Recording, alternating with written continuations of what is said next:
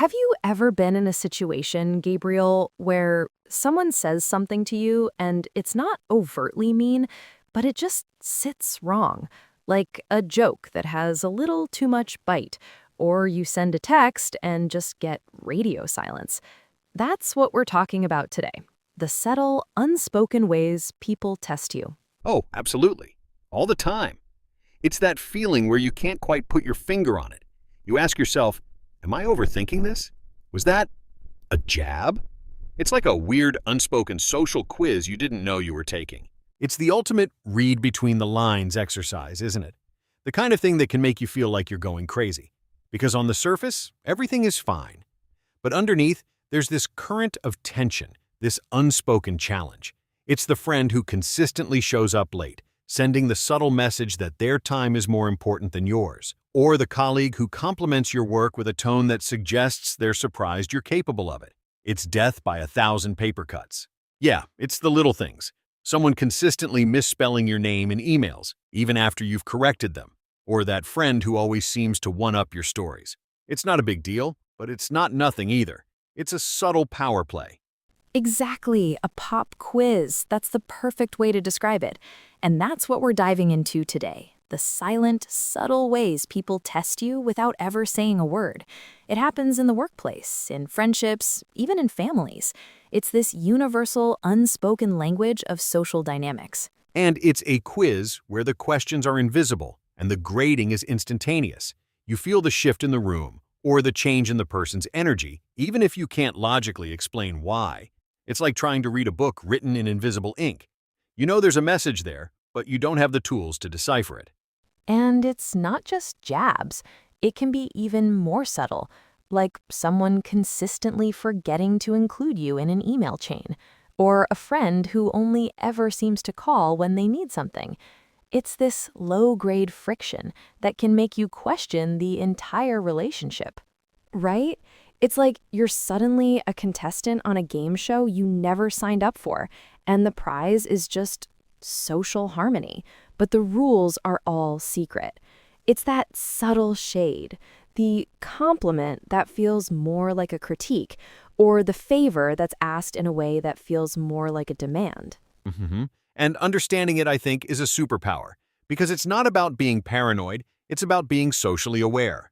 So let's start with the basics. What do we even mean when we say someone is testing you? It sounds confrontational, but it's usually much more subtle than that. Right? It's not a formal examination. Nobody's walking up with a clipboard. Really, it's about gauging things that you can't just ask about directly. You can't just walk up to someone new and say, hey, how confident are you on a scale of 1 to 10? Or, so what are your personal boundaries? That would be incredibly weird. Exactly. So instead, people use these little probes, these nonverbal tests. They're trying to figure out your place in the social hierarchy. Are you a leader, a follower? Are you someone who stands up for themselves? Or someone who will let things slide to avoid conflict? It's all an indirect way of gathering information. That makes so much sense. It's like dipping a toe in the water to see how you'll react. They're checking your temperature. Will you laugh it off? Will you get angry? Will you ignore it? Your reaction gives them a ton of data about who you are. It's like sending out a little sonar ping. You're just trying to map the terrain of the other person's personality without having to ask for the map directly. A ton of data. And it happens almost instantly. It's a very primal subconscious thing, you know? It's less about a conscious strategy and more about an instinctual way of navigating social situations. That makes so much sense. It's like dipping a toe in the water to see how you'll react. They're checking your temperature. Will you laugh it off? Will you get angry? Will you ignore it? Your reaction gives them a ton of data about who you are. So this isn't necessarily malicious then. It's just a human thing? It can be malicious, for sure. Bullies are masters of this, but most of the time, it's not. It's just a way of understanding the rules of engagement with a new person. Which brings us to the psychology of it all. Why are we wired this way? I mean, it seems like a very inefficient way to get to know someone. Well, you can trace it back to, our tribal ancestors. In any social group, understanding the hierarchy, the pecking order, was crucial for survival. You needed to know who was in charge, who you could trust, and who might be a threat. And since you couldn't just rely on what people said, you had to watch what they did. You had to test them. So it's a holdover from our evolutionary past, a social survival instinct. Yeah, pretty much. People test others to quickly assess three main things: status, boundaries, and personality. Status is about figuring out where you fit. Are you confident? Assertive? Do you project authority? Boundaries are about learning your limits. What will you tolerate? Where do you draw the line? Mm-hmm. Mm-hmm. And personality? Personality is about your general disposition. Are you easygoing? Are you serious? Do you have a sense of humor about yourself? A small playful tease can reveal a lot about someone's personality. If they laugh, they're probably relaxed. If they get defensive, well, that tells you something else entirely. It's like people are trying to build a mental model of you. They're running little experiments to see how the model holds up. They poke here, push there, just to see what the reaction is. And every reaction refines their understanding of who you are and how to interact with you. That's a great way to put it, a mental model. And often, this is all happening completely subconsciously. The person testing you might not even realize they're doing it. They just know they feel compelled to make a certain kind of joke or to, interrupt you to see what happens. And on the flip side, we do it to other people too, probably without realizing it. And does the motivation of the tester matter? For instance, is there a difference between a subconscious probe from a new acquaintance versus a very deliberate test from a rival at work? So it's not always a conscious power play. Sometimes it's just deeply ingrained human behavior, like a social reflex we're not even aware of. Oh, 100%. We all do it. It's a fundamental part of human social interaction. Okay, so let's get into the specifics then. What are some of the most common ways people test you? I feel like once you start looking for them, you see them everywhere. That's a scary thought, that we're all subconsciously running these little programs on each other. It makes you wonder how this translates to our digital lives. With social media, texting, and DMs, it feels like there are a million new ways for these tests to play out. For sure. A classic one is just ignoring you, not responding to a text for a day, or someone in a group conversation who seems to look past you when you're talking. It's a subtle way of challenging your importance. The test is, how do you react? Do you get needy and double text? Do you get angry? Or do you just not care and continue on with your day? That response probably sends the strongest signal. The very strongest. Another big one is interrupting. When someone consistently talks over you, they're non-verbally saying, "What I have to say is more important than what you have to say." It's a direct challenge to your status in that moment. Ugh, I hate that one. And it's so common in meetings. What about sarcasm or teasing? That's a huge one. Playful teasing is normal, but sometimes it crosses a line. It becomes a backhanded compliment or a dig disguised as a joke. "Wow, you actually look really nice today." The subtext is, you normally don't. They're testing to see if you'll let the subtle insult slide. Right.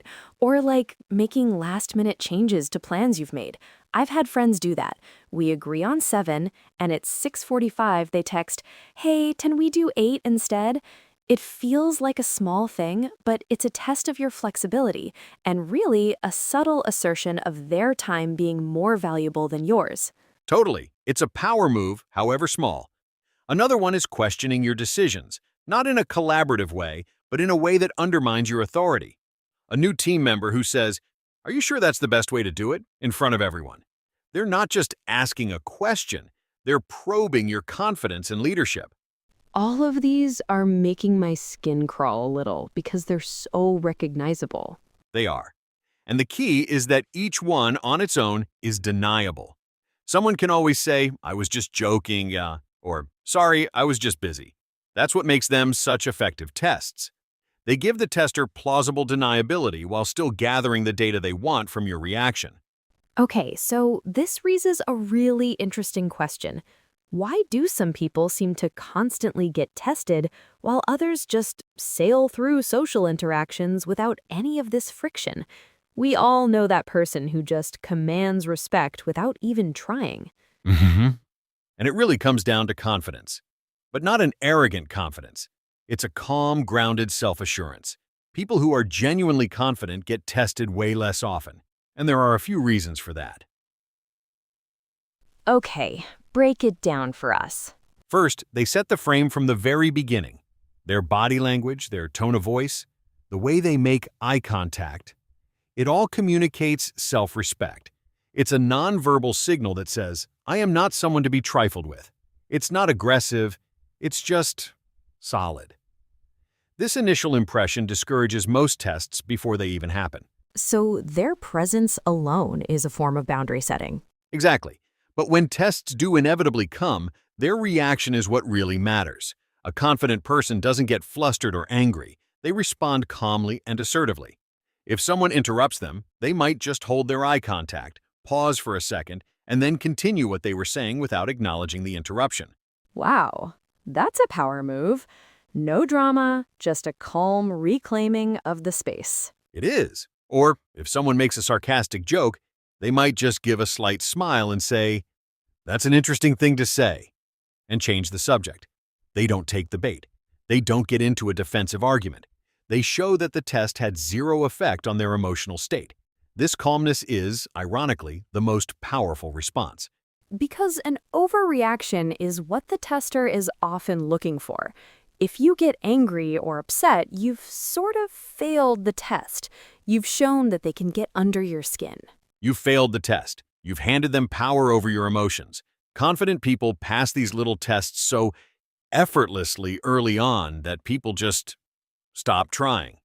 They learn quickly that it's a waste of energy. The person's boundaries are clear and consistently but calmly enforced. That makes perfect sense. You're teaching people how to treat you from the very first interaction. Precisely. So, for those of us who maybe don't feel that calm, solid confidence all the time, what's the game plan? How do we respond when we feel we're being tested? This is the million-dollar question, right? The number one most important rule is stay calm. Your emotional state is your superpower. Before you do anything, take a breath. Don't let your gut reaction, whether it's anger or insecurity, take over. An overreaction is an automatic fail. Easier said than done sometimes, but crucial. Okay, so after we've taken our breath, what's next? Then you choose your tool. And often the best tool is using a short, simple response, or even no response. Let's take the backhanded compliment. Wow, that presentation was surprisingly good. Oof, yes, the surprisingly part. Instead of getting defensive and saying, "What do you mean?" surprisingly, you can just smile and say, "Thanks," and leave it at that. The calmness and brevity of your response diffuses the entire situation. It shows the jab didn't land, or you could use misinterpretation. What do you mean by that? You intentionally take their comment at face value. Someone says, "Nice of you to finally join us," when you're 2 minutes late. You can just smile warmly and say, "Thanks, glad I could make it." You completely ignore the sarcastic undertone. It makes them look kind of petty. I like that. It's like you're playing verbal judo, using their momentum against them. But what if it's more direct? What if the line is clearly crossed? That's when you have to set a firm verbal boundary. But again, the key is the calm delivery. No anger, just a simple statement. "Hey, I know you're probably kidding, but I'm not a fan of jokes about that topic." Or, "I'd appreciate it if you didn't interrupt me while I'm speaking." Said calmly and with direct eye contact, that is incredibly effective. You're not attacking them, you're just stating your rule. So the formula is stay calm, use short responses or strategic ignorance, and if necessary, state a clear boundary without emotion. That's the playbook. And the more you practice it, the more it becomes second nature. It's a skill, not just a personality trait. This connects so deeply to the idea of social power and respect. It feels like the two are completely intertwined. They are, because ultimately, people don't respect you because you're nice. Niceness is often interpreted as being a pushover. People respect those who respect themselves. And enforcing your boundaries is the ultimate act of self-respect. There's a fear, I think, that setting boundaries will make people dislike you, that you'll be seen as difficult or a jerk. It's a huge fear. But here's the paradox. Having no boundaries makes people lose respect for you. You become less valuable in their eyes because you've demonstrated that your own time, feelings, and on limits aren't valuable to you. When you calmly enforce a boundary, the right people won't think you're a jerk. They'll actually respect you more. Because you're showing them the blueprint for how to treat you. You're being clear, which people actually appreciate. Clarity is kindness. And yes, some people might get upset. The people who benefit from you having no boundaries will definitely not like it when you start building them. But that's just a filter. It shows you who was taking advantage of you in the first place. That's a powerful reframe. So passing these tests isn't just a defensive measure, it's an active way of building social capital and earning genuine respect. It's the only way. Respect isn't given, it's earned. And it's earned in these tiny, unspoken moments. Every time you calmly handle a test, you are reinforcing your value and your position. You're teaching the world how you expect to be treated. So, as we wrap this up, it feels like the big takeaway isn't how to get people to stop testing you, because they won't. They will never stop. It is a fundamental part of being a social animal. As long as you interact with other humans, you will be tested. The goal is not to create a test-free world. The goal is to get so good at passing the tests that you barely even notice them anymore. To make your calm confidence your default setting, so these little pokes and prods just bounce right off. They just bounce off. It's about shifting your mindset from, why is this happening to me, to, this is a normal part of the game and I know how to play. It's about recognizing the test for what it is, a simple request for information, and then providing an answer that serves you best. And that answer almost always is calm self-respect. It's not about winning a confrontation. It's about demonstrating through your composure that you are not someone whose buttons can be easily pushed. Perfectly said. The goal is not to stop tests, but to pass them with grace. When you can do that, you'll find that your social interactions become smoother, your relationships become more respectful, and your inner sense of peace becomes much, much stronger. An incredible skill to cultivate. Well, that's all the time we have for today. Thank you so much for tuning in. Thanks, everyone. We'll see you next week.